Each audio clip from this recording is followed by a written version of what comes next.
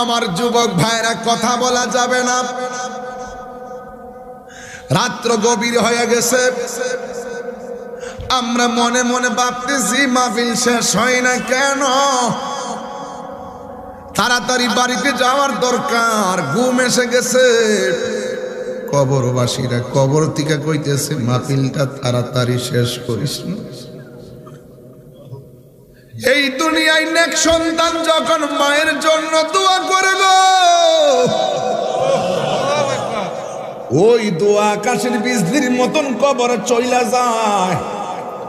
এই জন্য কবরবাসীরা বড় ইতিম। কুয়াশা পড়তেছে, ঠান্ডা মুখে আসতেছে, এখানে অনেক মানুষের চোখে ঘুম আসতেছে, কিন্তু কবরবাসীরা একা একা কবরে পড়ে আছে। রে বাবা, সুখে কিনা দুঃখে আছে জানি না, সুখে কিনা দুঃখে আছে আমরা জানি না। এক যুবকের দল, এই জন্য কবর বড় ডেঞ্জারাস।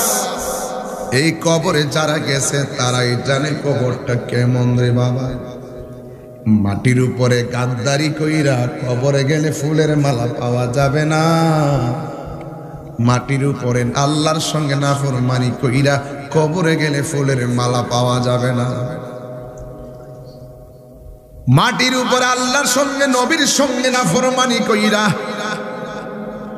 তুমি কবরে গেলে কোনো কিছুই পাবে না। রে যুবক, ও যুবকের দল, আমার নবী আপনার নবীর হাদিস একটা মনে হয়ে গেছে। আনাস রাদিয়াল্লাহু তাআলা আনহু قال قال رسول الله صلى الله عليه وسلم ইন্নাল আবদা ইযা বুদিআ ফি কবরিহি, যখন বান্দাকে তার কবরের মধ্যে রাখা হবে, ওয়া তাওয়াল্লা আনহু আসহাবুহু, যখন কবরবাসীকে কবরে রেখে তার সাথীগণ চলে আসবে, ফিরে আসতে যাইবে, ইন্নাহু লা ইয়াসমাউ কারআনি আলিহিম, তখন ওই কবরবাসী তার সাথীগণের পায়ের আওয়াজ কবর থেকে শুনতে পারবে।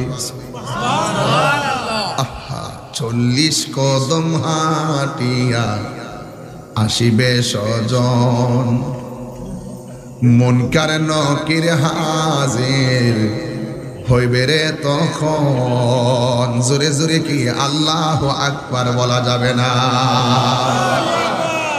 হায় হায়, বলা হচ্ছে ইন্নাহু লা ইয়াসমাউ কারআনি আলিহিম, নিশ্চয়ই কবরবাসী তার আপনজনরা যে কবর থেকে কবর দিয়ে ফিরে আসবে তাদের পায়ের আওয়াজ শুনতে পারবে। আতাহু মালাকানে, তখন ওই কবরের মধ্যে দুইজন ফেরেশতা আসবে। ফায়াকুদানিহি, কবরবাসীকে কবরের মধ্যে বসাবে। ফায়াকুলান, ওই দুইজন ফেরেশতা কবরে বলবে, মা কুনতা তাকুলু ফি হাযা রাজুলি মুহাম্মাদিন সাল্লাল্লাহু আলাইহি ওয়াসাল্লাম, তুমি দুনিয়াতে নবী সম্পর্কে কি বলতে? দেখছেন নি সুন্নিরা কেন নবী নবী করে? সুবহানাল্লাহ। তিনটা প্রশ্নের একটা প্রশ্ন, মূল প্রশ্নই আমার নবী। সুবহানাল্লাহ। আয় হায়, ও মা কুনতা তাকুলু, তুমি কি বলতে? ফি হাযা রাজুলি মুহাম্মদ সাল্লাল্লাহু আলাইহি ওয়াসাল্লাম, নবী সম্পর্কে, মুহাম্মদ সাল্লাল্লাহু আলাইহি সাল্লাম সম্পর্কে দুনিয়ায় তুমি কি বলতে? এখানে কেন বলার কথা বলা হয়েছে জানেন? আহা, আমার নবীর জাত এবং সিফত সর্বগুণের জেনে মানার নামই হলো ঈমান। নবীর নিয়া দুনিয়া কি কইতা? আমার দেশের মধ্যে অনেক কাজ্জা বসে আমার নবীরে বড় ভাই কয়। কথা বলেন ঠিক কি না? কবরে গেলে জিগাইব নবী সম্পর্কে কি বলতে? ফাআম্মাল মুমিন, যদি কবরবাসীটা মুমিন হয়, তখন সে বলে ফায়াকুলু, সে বলবে আশহাদু আন্নাহু আব্দুল্লাহি ওয়া রাসূলুহু, সে বলবে আমি সাক্ষ্য দিচ্ছি মুহাম্মদ সাল্লাল্লাহু আলাইহি সাল্লাম হলো আল্লাহর বন্ধু এবং আল্লাহর রাসূল। যেই মাত্র এই অর্থই উত্তর দিবে ফায়ুকালু লাহু, তখন তাকে বলা হবে আনজুর ইলা মাকআদিকা মিনান নার, তুমি তোমার জায়গা থেকে জাহান্নামের দিকে লক্ষ্য করো। কাদ আবদালাকাল্লাহু বিহি মাকআদান মিনাল জান্নাহ, মানে হলো তুমি যদি আজকের উত্তরটা দিতে না পারতা তোমার জন্য ধার্য ছিল জাহান্নামের আগুন, কিন্তু উত্তর দেওয়ার কারণে আমার আল্লাহ তোমার জন্য জান্নাত বানায়া দিছে। আরো বড় করে কোন আল্লাহু আকবার। ভাই বেরাদার আপন জনা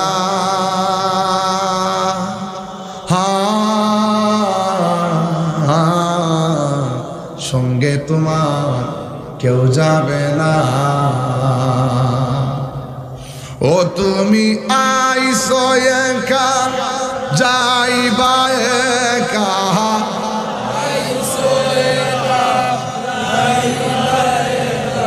সঙ্গে তোমার কেউ যাবে না। দেখ না মন ঝাঁক মারিয়ে দুনিয়াদারি। আল্লাহু আকবার কর না গা। এই জন্য আমার যুবক ভাইরা এই গজলটা নতুন দিকে বারবার গাইতেছি, ফুলাবার জন্য শিক্ষা ফেলাই। এরপরে কবরবাসী যদি ও আম্মাল মুনাফিক, মুনাফিক হয়, আমার সমাজের ভিতরে মুনাফিক আছে না নাই? আরো জোরে বলো আছে না নাই? কবরবাসী যদি ও আম্মাল মুনাফিক ওয়াল কাফের, কবরবাসী যখন মুনাফিক এবং কাফের হবে, ফায়ুকালু লাহু, কবরবাসীকে জিজ্ঞাসা করা হবে মা কুনতা তাকুলু ফি হাযার রাজুল, আমার নবীর সম্পর্কে জিজ্ঞাসা করবে এই লোক সম্পর্কে তুমি কি বলতে। ফায়াকুলু, তখন মুনাফিকে উত্তর দিব দুনিয়াতে যেমন মুনাফিকে আমার সামনে এলে আমার কথা, আপনার সামনে গেলে আপনার কথা, কবর গিয়েও মুনাফিকে বাটপারি উত্তর দিব। সে বলে লা আদ্রি, আমি জানি না। কুনতু আকুলু মা ইয়াকুলুন নাস, মানুষ যা কইতো আমি তাই কইতাম। মুনাফিক। ফায়ুকালু লাহু, তখন তাকে বলা হবে লা দারাইতু ওয়ালা তালাইতা। এই আমাদের বিবেক আছে না নাই? কয় বিবেক আছে না নাই? আগুনে হাত দিলে হাত ভিজে, ঠিক কিনা? ঠিক বুঝি বিবেক থেকে এটা কিসের বিবেক ওয়ালা মানুষ? এতে মুখ ঘুমাই দিয়েছে সব। তাহলে আবার টান দেন। ভাই বেরাদার আপন জনা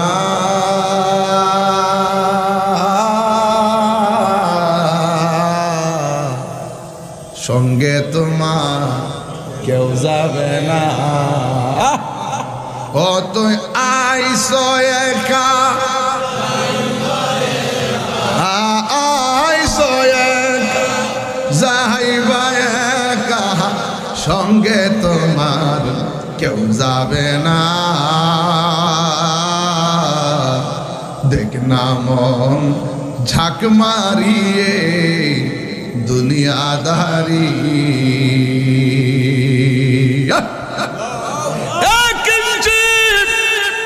জায়গা তোমার কেউ কইরা দিব না। ওই বলবে তোরে বিবেক আসেনি, আপনাদের বিবেক আসেনি? আগুনে হাত দিলে হাত ভিজে, ঠিক কিনা? এটা জ্বলে, আগুনে হাত দিলে হাত জ্বলে, এইটা দিয়ে ভালোই বুঝেন। পানির মধ্যে হাত দিলে হাত ভিজে, ঠিক কিনা কন? সবই তো বুঝেন। মারবো কি লাথি মারলে গুনাহ হয়, বুঝেন না কেন? নবীর বিরুদ্ধে কথা বললে গুনাহ হয়, বুঝেন না কেন? আল্লাহর বিরুদ্ধে কথা বললে গুনাহ হয়, বুঝেন না কেন? আরে বাবা, হারাম খাইলে গুনাহ হয়, বুঝেন না কেন? হুজুর ঠিকই বুঝি, মানি না। ঠিকই বুঝি কিন্তু মানি না। এই দুনিয়ায় বুইজা বুইজা না মানার ভান কইরা মানুষকে ধোঁকা দিয়া বোকা বানানো যায়, কিন্তু আমার প্রকাশ্যে গোপনে যত অপরাধ করি একজন জানে। জবান খুলে বলুন তিনি কে?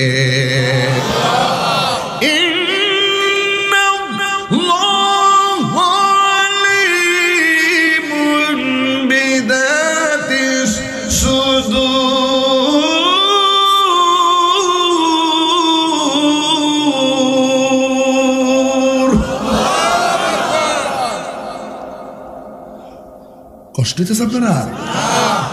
আমি শেষটার দিকে ওয়াজটা মানবিক এবং আন্তরিক দিলদার নরমের দিকে নিয়ে যাচ্ছি। এটা ফিনিশিং দিব তো সুন্দর, এই জন্য আপনারা একটু আওয়াজ করে বলুন, হায়াতের মালিক কে বাবা? ও তুমি আইছো একা। শান্তি লাগেনি? শান্তি লাগেনি? গজলটা শান্তি লাগেনি? বহুত কষ্ট করে বাছাই করছি আপনাদের প্রেমের জন্য। এই একটা গজল শুনলে দেখবেন রাত্রে চোখের পানি আইব বাবা। ও তুমি আইছো একা, যাইবা একা,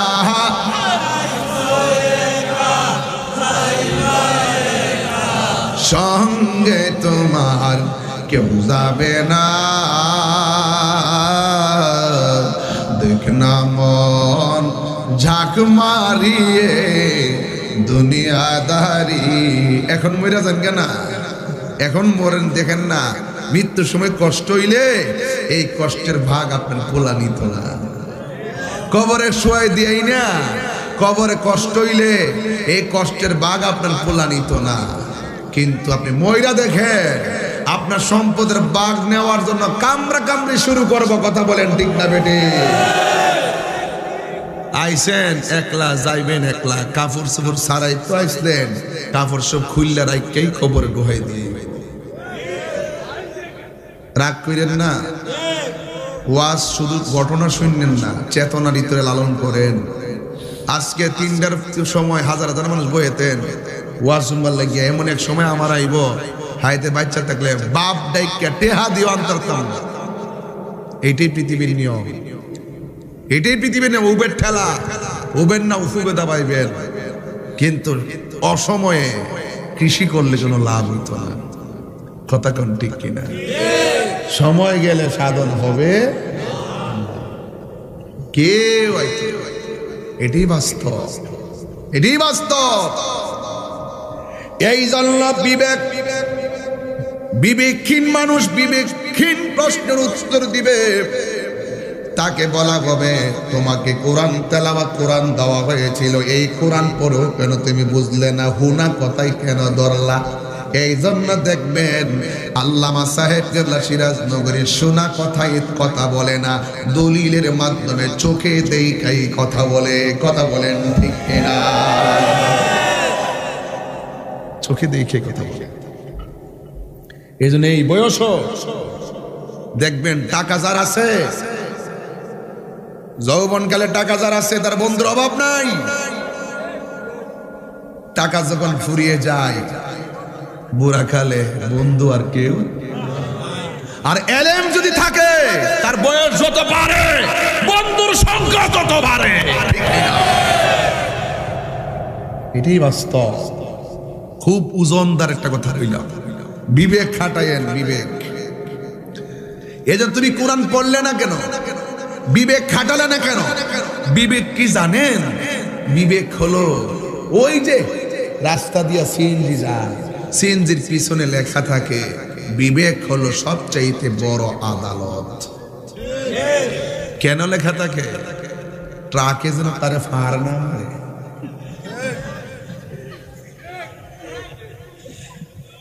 সিএনজির পিছনে লেখা থাকে বিবেক হলো সবচেয়ে বড় আদালত। কিনলে গিয়া পিছনে ট্রাকটা যেন হেরে না মারে।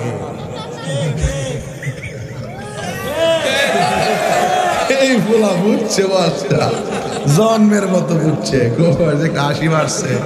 কথা কন ঠিক আছে নি কথাটা? এর লাগে আগে রাখছে আমার বাড়িস না, আমি ছোট, আমাকে ধাক্কা দিবেন না। রাস্তা দিয়া মানুষ গেলে সাইকেলওয়ালা মানুষরা কিচ্ছু মনে করে না, রাস্তা দিয়া সাইকেল গেলে অটোওয়ালা কিচ্ছু মনে করে না, রাস্তা দিয়া অটো গেলে সিএনজিওয়ালা হালা পালাই দেয়, রাস্তা দিয়া সিএনজি গেলে প্রাইভেট কার কিচ্ছু মনে করে না, রাস্তা দিয়া প্রাইভেট কার গেলে বাসওয়ালা কিচ্ছু মনে করে না। আমার প্রিমিয় গাড়ি যখন যা, বাসওয়ালা কয় এই বামে প্লাস্টিক, এত লাখ টাকার গাড়ি এত প্লাস্টিকের সই লাগে। বাজানো ইত্যা ভাইতেন না, এটি অনেক গবেষণার কথা বলি, অনেক গবেষণা কইরা গাড়ির বই হবে চিন্তা করে কিছু করবো। আর এটা ঠান্ডা গেছে, কফিটা ঠান্ডা গেছে, কষ্ট বলবো না, চিন্তা করিস না। মানে এই গাছে সারা লাগাই লিয়েছে, ফলের অভাব নাই, কফি ফার্স্টটা গেলে ফার্স্টে এলো, তোরা চিন্তা করিস না, তোরা যে খাইবার লেগে উল্টা ফোরটা সিটা করস না তো। ঘুমটা যাইতেছিনি কিছু, ঘুমটা কাটতেছিনি, এই ঘুমটা কাটতেছিনি ইনশাল্লাহ। রাস্তা দিয়া প্রাইভেট কার গেলে বাসওয়ালা প্রাইভেট কারের কিচ্ছু মনে করে না, রাস্তা দিয়া বাস গেলে ট্রাকওয়ালা বাসের গোনাতি ধরে না, রাস্তা দিয়া ট্রাক গেলে ট্রেন ট্রাক রে উড়াই ফেলাই দেয়। এই জন্য সিএনজির পিছে লেখা থেকে বিবেক হলো সবচেয়ে বড় আদালত, তোর যদি বিবেক তাহে আমার মারতে না। কবর কয় এ লা দরাই তু ওয়ালা তালাইতা, এই যে বিবেক হলো সবচেয়ে বড় আদালত। বিবেক খাটাইলে না কেন? কোরআন পড়লে না কেন? তুই বললি কুনতু আকুলু মা ইয়াকুলুন নাস, মানুষ যা কইতো তুই তা শূন্য কইতে কেন? তুই কি জানোস না মিথ্যাবাদী হওয়ার জন্য এটাই যথেষ্ট, যাচাই বাছাই না কইরা যা শুনবো সে তাই কইব। তুই দলিল পড়ে বুঝতে না কেন? তোর বিবেক খাটাইলে না কেন? ওয়ায়ুদ্রাবু বিমাতারিকি মিন হাদিদিন দরবাতান, লোহার হাতুড়ি দিয়া লোহা দিয়া তার বাইরানোর ব্যবস্থা হয়ে যাবে কবরের ভিতরে। ফায়াসিহু সাইহাতান ইয়াসমাউহা মাইয়ালিহি, তার কান্নার আওয়াজ জড়বস্তু, জীব, জানোয়ার, যত ধরনের পশু পাখি, যত ধরনের গৃহপালিত পশু সব শুনবে। গাইরা সাকালাইন, দুইটা জাতি শুনবে না, একটা হলো মানুষ আরেকটা হলো জিন। এই মানুষ এবং জিন ছাড়া যত প্রাণী আছে সবাই তার কবরে লোহার বাড়ির কান্নার আওয়াজ শুনবে, কিন্তু সেদিন সময় গেলে সাধন হবে। এখন কবরে যাওয়ার আগেই মুমিন হয়ে যাইতে, কি হয়ে যাইতে? মুনাফিক হয়ে গেলে বাড়ি আসেনি, কথা কোনা বাড়ি আসেনি, তাহলে ওয়াদা করেন আজকে থেকে কি মুনাফিকি করবেন? মাটির উপরে ভালো কাজ করে গেলে মাটির নিচে ভালো কিছু পাবেন। এখানে কবরে যদি ভালো কিছু পান, হাসর মাঠে ভালো কিছু পাবেন। রসুল বলছেন আমি যখন মেরাজে গেলাম, আমি অনেক আযাবের স্বরূপ আমার সামনে উন্মোচন করা হয়েছে। আমি দেখেছি সবচাইতে বেশি আযাব হলো কবরের আযাব। কিসের আযাব? তাইলে আজকে দিকে কি মুমিন হয়ে চলবেন নাকি মুনাফিক হয়ে চলবেন? কি হয়ে চলবেন? মুমিন হয়ে চলবেন। দেখেন কবর আযাব থেকে আল্লাহ পাকের হাবিব কত ভাবে উম্মতকে রক্ষা করার জন্য আল্লাহ থেকে কন্টাক্ট করেছেন, আল্লাহ থেকে ফয়সালা নিয়ে এসেছেন। আমার রাসূলের একটা হাদিস, ক্বালা রাসূলুল্লাহ সাল্লাল্লাহু আলাইহি ওয়াসাল্লাম, নাসির শরীফের হাদিসটা আছে, মা ইয়াকতুলহু বাতনুহু ফালা ইউআযিবা ফি কবরিহি। আল্লাহ রাব্বি সাল্লাল্লাহু আলাইহি ওয়াসাল্লাম বলেন, যদি কেউ পেটের রোগে মারা যায়, পেটের যন্ত্রণায় মারা যায়, পেটের অসুখে মারা যায়, কবর আযাব যে এত ভয়ঙ্কর, পেটের অসুখে মারা গেলে আল্লাহ রাব্বুল আলামিন তার কবর আযাব মাফ করে দিবেন। দেখেন উম্মতকে আরো কিভাবে সেভ করলেন। عن عبد الله بن عمر رضي الله عنه قال رسول الله صلى الله عليه وسلم ما من مسلم يموت يوم الجمعة أو ليلة الجمعة إلا وقاه الله فتنة القبر। রাসূল পাক সাল্লাল্লাহু আলাইহি ওয়াসাল্লাম বলেছেন, যে এই ব্যক্তি জুমার দিন মারা যাবে অথবা জুমার রাতে মারা যাবে, আল্লাহ রাব্বুল আলামিন ওই মৃত্যু ব্যক্তির জন্য কবরের আযাব মাফ করে দিবেন। সুবহানাল্লাহ। আপনাদের উচিত, আমার রাসূল বলে দিয়েছেন, তোমরা কবর আযাব থেকে আল্লাহর কাছে পানা চাও, কবর আযাব থেকে আল্লাহর কাছে পানা চাও। এই জন্য দোয়ার মধ্যে বলি, আমরা যখন হুজুরা দোয়া করি আমরা সবসময় বলি আল্লাহ আমরা মরে যাব দুঃখ নাই, কিন্তু যেই দিন মরণ দিবা জুমার দিন মরণ দিও। জুমার দিন মৃত্যুবরণ করলে কবরে আযাব মাফ করে দেন একজন। জবান খুলে কোন তিনি কে? আরো বড় করে বলেন তিনি কে? তাহলে এই জন্য ওই কবরে যাওয়ার আগেই আপনি মাটির উপর থেকে বাড়ির পাশে আলু ক্ষেত, আলু লাগাইলে ঘরে আলু আসবে, ধান লাগাইলে ধান আসবে, ভুট্টা লাগাইলে ভুট্টা আসবে, টমেটো লাগাইলে সরিষা আসবে, ঠিক কি না? ওই ঠিক বলি, টমেটো লাগাইলে সরিষা আইব। তোমরা মনোযোগ না দিবাস কত তার মতো। টমেটো লাগাইলে টমেটো আসবে, সরিষা লাগাইলে সরিষা আইব। কিছু যদি না লাগাই কিছুই আসবে না। আর দুনিয়া মাজরাতুল আখিরা, দুনিয়াটা আখিরাতের কৃষিক্ষেত। এখানে নামাজ পড়লে কবরে গেলে নামাজ বাতি জ্বলবে। এখান থেকে কোরআন তেলাওয়াত করলে কবরে গেলে বাতি জ্বলবে। এখানে যদি আপনি নামাজ না পড়ে যান কবরে গেলে কবর খাটো হয়ে যাবে। এখান থেকে নামাজ না পড়ে গেলে কবরে যাওয়ার পরে কবরের ভিতরে আল্লাহ পাক সর্প দিয়ে দিবে। এখান থেকে নামাজ না পড়ে গেলে কবরের ভিতরে আপনাকে আপনার কবরের ভিতরে আপনার কবরে বিচ্ছু দেওয়া হবে, কবর সংকুচিত করে দেওয়া হবে, সর্প দেওয়া হবে, জাহান্নামের উত্তাপ জ্বালিয়ে দেওয়া হবে। আপনি যদি এই উপর থেকে আল্লাহ এবং রাসূলের জাত এবং সিফত সর্বগুণে জেনে মেনে পাকাপোক্তভাবে ঈমানটাকে তাজা করে যেতে পারেন, কবরে যাওয়ার পরে আল্লাহ পাক আপনার কবরের নিচে জান্নাতের গালিচা বিছিয়ে দিবে। সুবহানাল্লাহ। তাহলে এখন বলুন, দুনিয়ায় থাকা অবস্থায় তো কিছু করে যেতে হবে নাকি মরার পরে? দুনিয়ায় থাকার অবস্থায় আপনাকে সব কিছু করে যেতে হবে, আর না হলে কোনো উপায় থাকবে? উপায় থাকবে না। এই জন্য আমার সাথে বলেন, কবরের আযাব এত কঠিন সইতে আমি পারিব না। বলো কবরের আযাব এত কঠিন সইতে আমি পারিব না। ও গো দয়াময় হে রহিম, ও গো দয়াময়, চাই যে তোমারি করুণা। মৃত্যুর যন্ত্রণা এত কঠিন সইতে আমি পারিব না। বলো মৃত্যুর যন্ত্রণা এত কঠিন সইতে আমি পারিব না। এই মসজিদ আছে না একটা, বৃষ্টির সময় ওয়াজ করছিলাম, বৃষ্টির সময় যাইছিলাম যে মসজিদরা খালি জায়গা আছে নাকি? এটা করবেন ইনশাল্লাহ। ইনশাল্লাহ কর না যা দাদা, আপনি থাকতে পারছে ইনশাল্লাহ। আমার ওয়াজি কি আপনার কষ্ট দিচ্ছে নাকি? আবার বিনা প্রয়োজনে কথা বলতেছি। শেষ বক্তা হিসেবে এই জন্য শেষ সাহিত্য আমি ওই কবর পাশে এটা স্মরণ করতেছি আর কি। একটু বলেন, মসজিদের পানকি খানা আসবে সবার কাছে সবার জানা। মসজিদের আসবে সবার কাছে সবার জানা।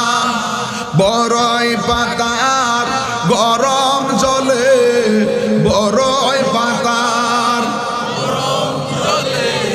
শেষ গোসল দিবে সব জনা। ইম ও গো দয়াময়, ইম চাই যে তোমারি করুণা। মৃত্যুর যন্ত্রণা এত কঠিন সইতে আমি পারিব না। বলো মৃত্যুর যন্ত্রণা এত কঠিন সইতে আমি পারিব না। বড় করে কোন আল্লাহু আকবার। আল্লাহর ধরা কি নরম না শক্ত? আর ধরে নরম না শক্ত? এই জন্য যুবক মাটির উপরে থাকতে আল্লাহ চিনা লাগবে। এই জন্য নামাজ পড়বেন, রোজা রাখবেন, হজ করবেন, যাকাত দিবেন। সব চাইতে বড় আদালত হলো আপনার বিবেক আর নীতি যদি ঠিক থাকে তাইলে আপনি রেহাই পাবেন। নীতি যদি ঠিক না থাকে কবর গেলে আপনি ধরা খাইয়া যাবেন। একটা কথা মনে রাখবেন, আলা লা ঈমান আলিমান লা মুহাব্বাত আলা।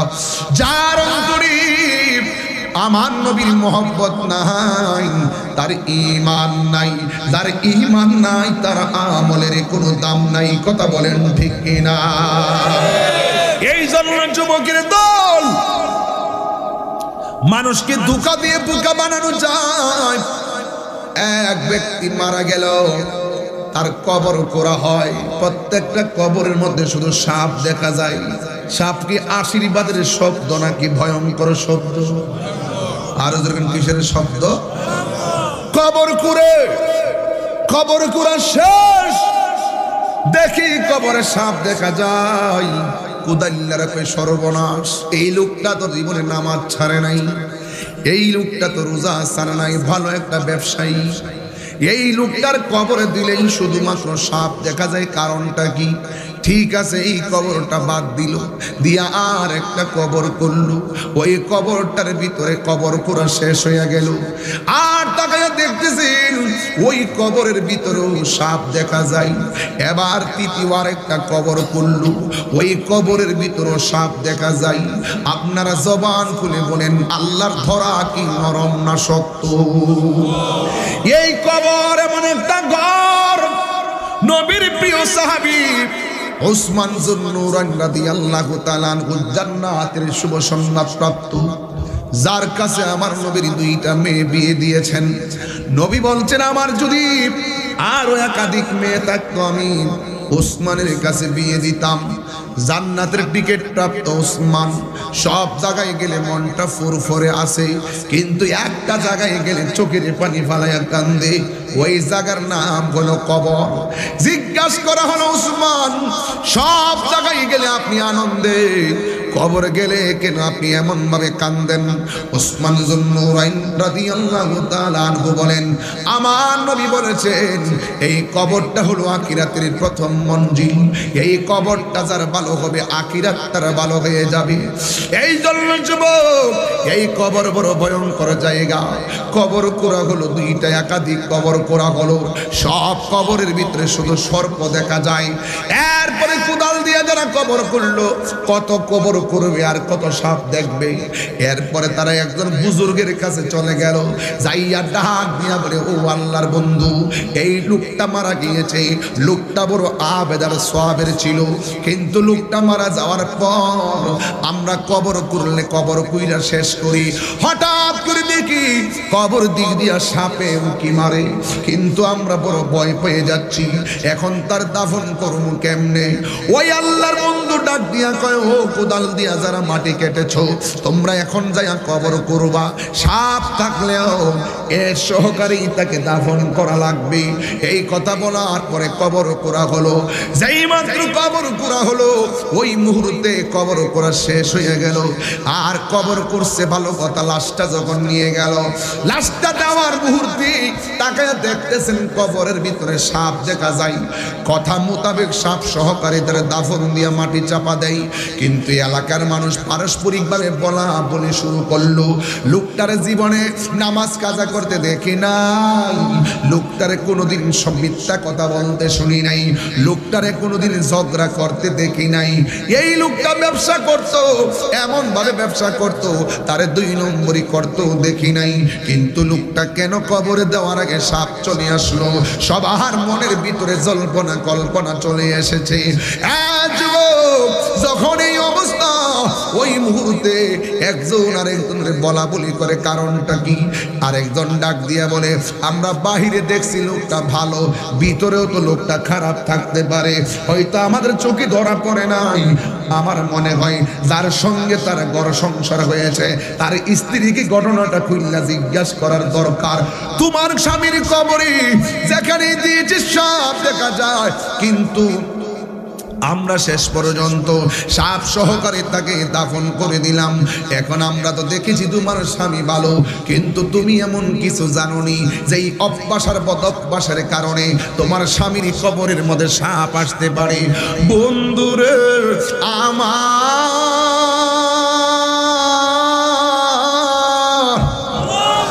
ও যুবক ভাইরা, এবার স্ত্রীর ডাক দিয়া বলে, ও জগৎবাসীরা শোনো, আমার স্বামী যদিও নামাজ পড়তো, আমার স্বামী যদিও রোজা রাখতো, আমার স্বামী যদিও ভালো কাজ করত, কিন্তু আমার স্বামীর একটা বদ অভ্যাস ছিল। এই অভ্যাসটা কেউ জানে না। ওই কি অভ্যাস ছিল? ওই আমার স্বামী ব্যবসা করত, ওই ব্যবসার মালের সঙ্গে কংক্রিট মিশায়া বিক্রি করত, পাথর মিশ্রিত কইরা বিক্রি কইরা ওজন বাড়াইতো। আমার চোখেই দেখা এই একটা দোষ আমার স্বামীর মধ্যে ছিল। আমি হাজারবার বলতাম এইভাবে যেন ব্যবসা না করে। আমার মনে হয় আমার স্বামীটা মানুষকে ফাঁকি দেওয়ার কারণে আমার স্বামী কবরে যাওয়ার আগে হয়তো ধরা খেয়ে গেছে। চিৎকার মাইরা কি আল্লাহু আকবার বলা যাবে না? আমি বলতে চেয়েছি, দুনিয়ায় থাইকা যদি তুমি 2 নম্বরই করো, কবরের ভিতরে গেলে শান্তি পাবে না। আর দুনিয়ায় থাইকা যদি তুমি আল্লাহর বিধান মানো, নবীর বিধান মানো, তো সূরা কোরআন সুন্নাহ মতো চলো, তাইলে ওই কবরে গেলে তোমার চিন্তা করা লাগবে না। ওই কবরটাকে ফুলের বাগান বানায়া দিবে কে? আর বড় করে বলেন, দিয়ে দিবেন কে? এই জন্য যুবক বাইরারি, ও বন্ধুরা, কবরের মানুষগুলা কিভাবে যে হাউ মাউ করে। মানুষ যদি কবর আযাবের আওয়াজগুলা শুনতো, একটা মানুষ এলাকায় ঘুমাইতে পারতো না। গুরুস্থানের যে চিৎকারের আওয়াজ, কোন বাড়িতে ডাকাত ঢুকলে ডাকাত ডাকাত করে মানুষ চিৎকার দেয়, মানুষের ঘুম ভাঙ্গা যায়। মাহফিল হইতাছে, মানুষের ঘুম ভাঙ্গা যাইতেছে। মানুষের আওয়াজ শুনা শুনা কি যেন হইতেছে, ঝগড়া হইলে কি আওয়াজ। এই কবরের ভিতরে এক হাত দূরে দূরে কবর, কে অনেকে সুরে, বিভিন্ন জন বিভিন্ন সুরে হাউ মাউ করে কাঁদতেছে। এই কবরের আযাব সবাই শুনতে পারবে। নবীকে প্রশ্ন করা হলো, ইয়া রাসূলুল্লাহ, সবাই কবরের আযাব শুনতে পারবে, কান্নার আওয়াজ শুনতে পারলো, মানুষ কেন শুনতে পারে না? আমার নবী ডাক দিয়ে যদি মানুষ কবরের আযাব যদি তারা কান দিয়া শুনতো, তাইলে ওই মানুষটার কানের পর্দা ফেটে যেত, ওই মানুষটার কানের পর্দা ফেটে মারা যেত, ওই দুনিয়াটা একবার স্তব্ধ হয়ে যেত। ও তুমি আইসো একা, যাইবা একা, যাইবা একা, সঙ্গে তোমার কেউ যাবে না। দেখ না মন জাখ মারিয়ে দুনিয়াদারি, কষ্ট হচ্ছে আপনারা?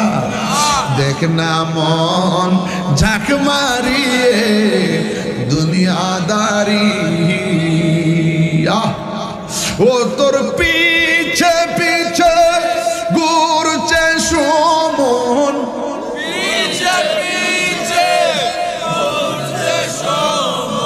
কোন দিন জানি তোর হবে সমন জারি।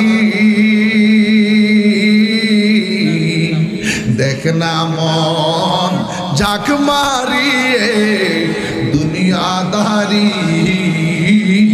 দেখ না মন ঝাঁক মারিয়ে দুনিয়াদারি।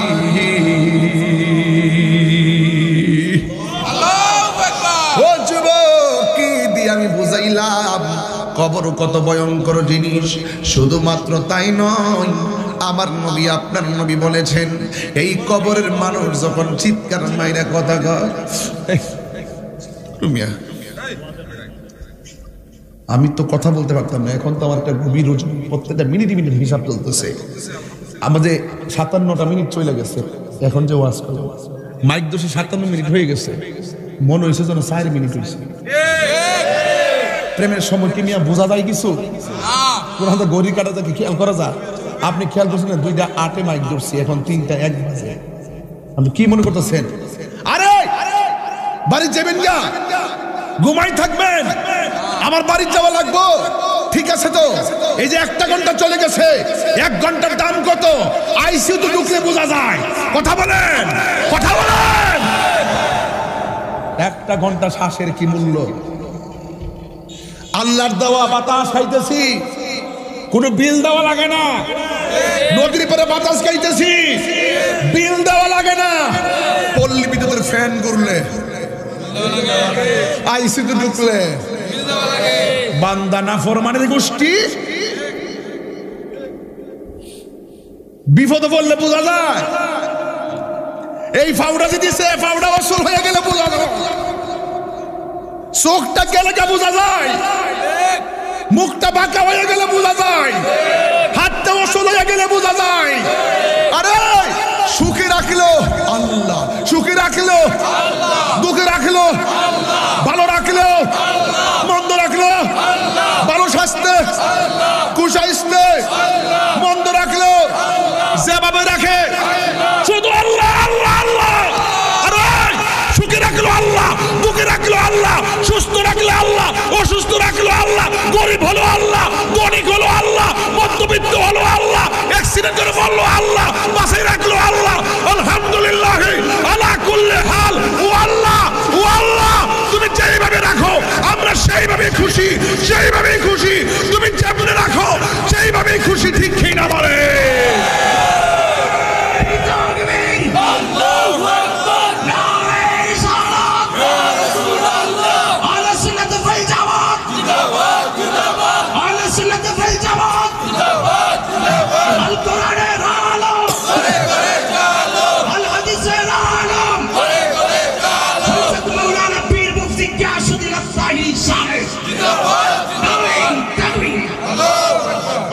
বলেন তো, আমি কি বাড়ি কিছু বললাম?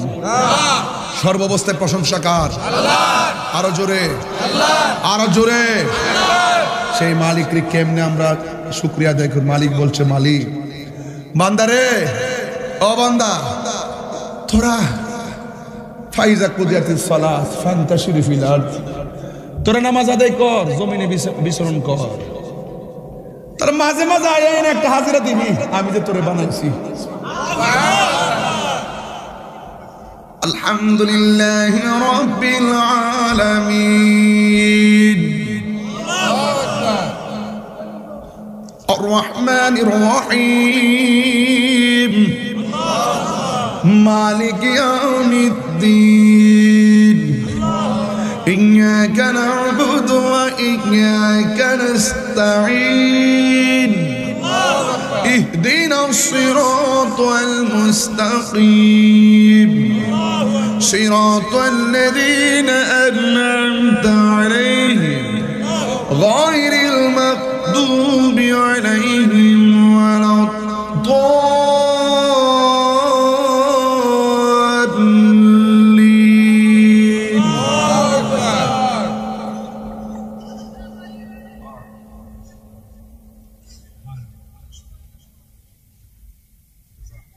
তোমরা মনে করতেছো কোরআন শরীফ পড়তেছো না, আর রাসূল বলতেছে তোমরা কোরআন পড়তেছো না, তোমরা আল্লাহর সঙ্গে কথা বলতেছো।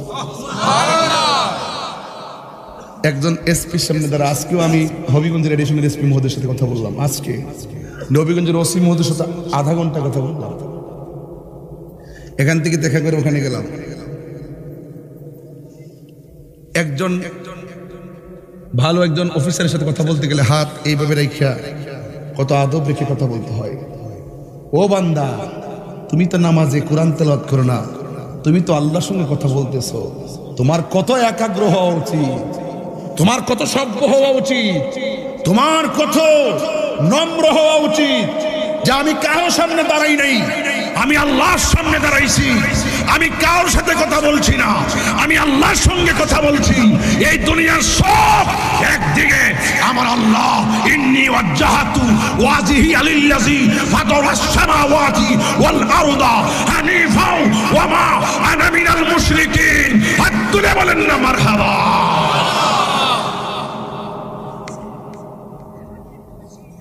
আর বান্দারা নামাজের মধ্যে সিটারি করে,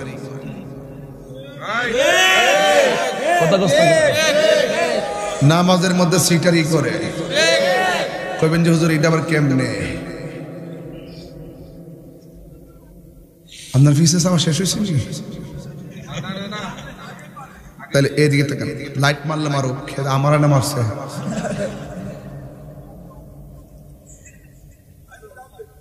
আমরা নামাজের মধ্যে একাগ্রতা নাই ভাই। কেমনে নাই জানেন মসজিদে ঢুকলো ইমাম সব সময় হয়েছে নি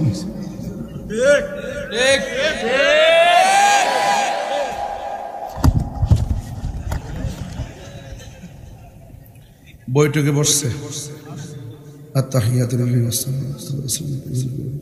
সালামু হেফরে শেষ করলে ইমাম সাহেব একটু দেরি করে না পিছন থেকে কথা